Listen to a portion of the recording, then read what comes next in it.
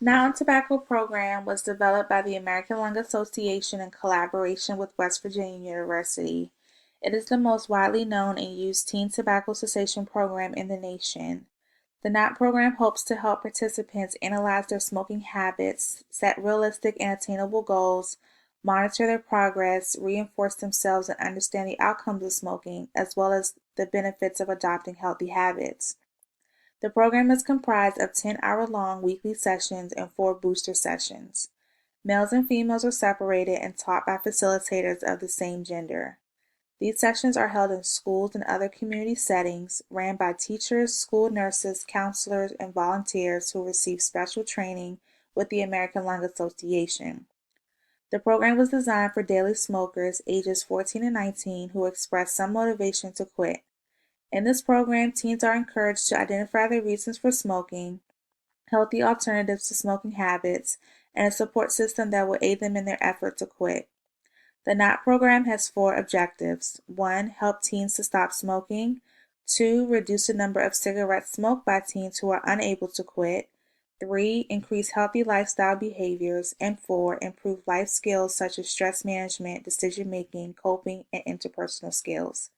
The key question I have for the NOT program is how can this program be implemented in schools across the U.S. as part of a curriculum to continue the mission of getting our teens to stop smoking? Do we need to take into consideration the differences among our teens, such as race and ethnicity, age, gender, socioeconomic status of families, etc., when developing this intervention? Social factors that can impact the effectiveness of the NOT program are demographics, the interpersonal and institutional levels of the ecological model, and living environment. In respects to gender, females are generally more prone to seeking medical attention and adhering to medical recommendations than their male counterparts. When discussing race and ethnicity, one particular ethnic or racial group may be classified as heavy or traditional smokers versus another group. Socioeconomic status impacts the effectiveness of the program. For example, a person of a low socioeconomic status lacks education and access to medical care versus someone of a higher socioeconomic status. The interpersonal level of the ecological model outlines the influences of our family and friends. These influences play a major role in shaping one's behavior. Take, for example, a teen living in a home where his or her parents smoke or is being peer pressured at school to smoke cigarettes. These influences can have negative and positive outcomes. The institutional level discusses the impact of one's behavior in an organized setting like school or the workplace. When you think about it, teens spend most of their time at school. And lastly, living environment. Teens living in urban areas have different experiences than teens living in rural areas. Urban areas are typically associated with higher rates of low socioeconomic status and lower education levels. Living in an urban area makes it more accessible for teens to purchase tobacco products at gas stations and convenience stores. Teens living in rural areas don't have access to tobacco products because they're living outside the city. Rural communities may be smaller in size and have a strong, close-knit network where treatment can be achieved on a more intimate level. Diverse perspectives developers may have come across when implementing this intervention are race and ethnic differences, familial context, conformity, and social norms. To apply these differences in the program to appeal to all groups, developers may have taken surveys and collected background information and used this data to complement the diverse measures faced in the development of this intervention. When addressing public health priorities in the community, teen smoking is a national health concern that has struck the attention of national organizations and scientists. Despite 65% of teen smokers wanting to quit, most are unable to quit on their own. It is reported that 4,000 youth start smoking cigarettes every day. The NOT program gives teens the opportunity to make an impression in their schools and communities through advocacy and volunteer work. It's also cost-effective, suitable, and adoptable. Teen smoking was an area of focus the West Virginia University Center for Public Health Research and Training wanted to explore in hopes of finding interventions. Together with the West Virginia State Health and Education Departments, the Coalition for Tobacco-Free West Virginia, and the American Lung Association, the NOT program was developed to reduce teen smoking. This group of professionals could have consisted of epidemiologists, scientists, policy developers, and health educators. Since 1999, more than 100,000 teens in 48 states have participated in the KNOT program. The KNOT program was later adopted by the American Lung Association and is used as the Tobacco Cessation and Prevention Program in the U.S. for teens. From the research gathered, there is no mention of how the KNOT program was funded. The KNOT program could have received funding through federal grants. The developers would have to provide sufficient evidence supporting teen smoking as a huge problem, the objectives they want to accomplish, and the interventions they hope that will provide solutions to the problem. Another way this program could have been funded is through state funds or taxes. All 50 states and the District of Columbia have tobacco cessation and prevention programs. The KNOT program varies from state to state, as well as the funding for these programs. Most programs are funded by tobacco settlement dollars and/or tobacco products. The American Lung Association are strong advocates for linking citizens to tobacco cessation and prevention programs through the development of federal policies and laws. The American Lung Association receives funding from federal agencies like the CDC and NIH for prevention programs and research. With the jumpstart of any program, putting your product out into the world for everyone to see is important. There are several ways you can market a product, and if I were attempting to receive a community buy-in, I would target public places that teenagers frequent, such as schools, shopping malls, and movie theaters. I would put information that is readily available for parents in doctors' offices and state and local health departments. Printable information such as brochures about the KNOT program would be available for teenagers to read and take home to their parents. I would post billboards picturing the harmful effects of cigarette smoking in teens and adults. Another marketing tool that can be useful are commercial and social media outlets that broadcast what smoking does to the body, and if cigarette smoking is initiated in teenagers, what their body and health would look like if they continue to smoke as adults. One last marketing tool that can be used to attract the attention of community buyers is hosting information tables at local middle and high schools. This allows students the opportunity to speak with someone one-on-one about the consequences of tobacco use, as well as information about the KNOT program and how to get students involved. Also, while implementing such measures, I will consider the differences in demographics by making the information geared towards specific groups. To ensure smooth sailing with the application of this intervention, ethical considerations are taken into account. Confidentiality and privacy are important in research. Confidentiality protects an individual's information against outside agents who do not have disclosure to that information. Privacy protects an individual's personal information from being publicly displayed without authorization.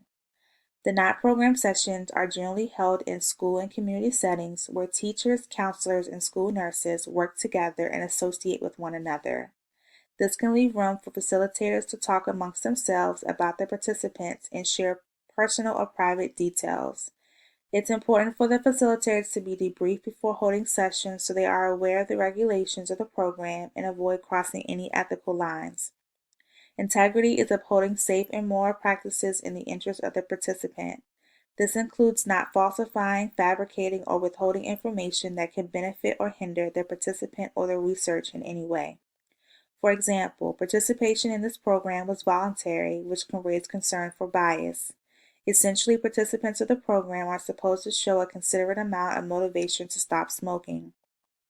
This can cause bias or discredit the integrity of participants who actually want to quit, and if there are others who have no desire to quit smoking. Conflict of interest is quite common in many settings and not just in research or in the dissemination of this program.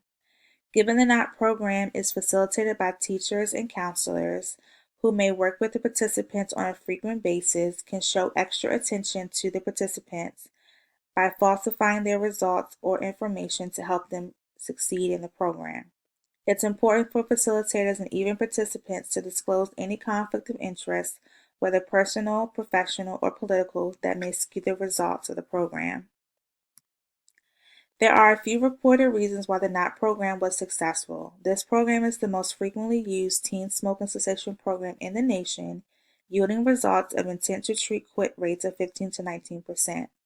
The program was well liked among teens participants, and the gender-sensitive groups aided in the quitting process. Some reported responses from the participants about the program were an increase in self-esteem, the opportunity to make new friends, and having more money when not spending it on cigarettes. Some of the topics the adolescents found helpful were facts about smoking, the effects nicotine has on the body, stress management, and dealing with family and friends who smoke. The KNOT program was not only liked by participants, but the facilitators as well. They believed being an advocate for the participants was important and beneficial, and they would do it again.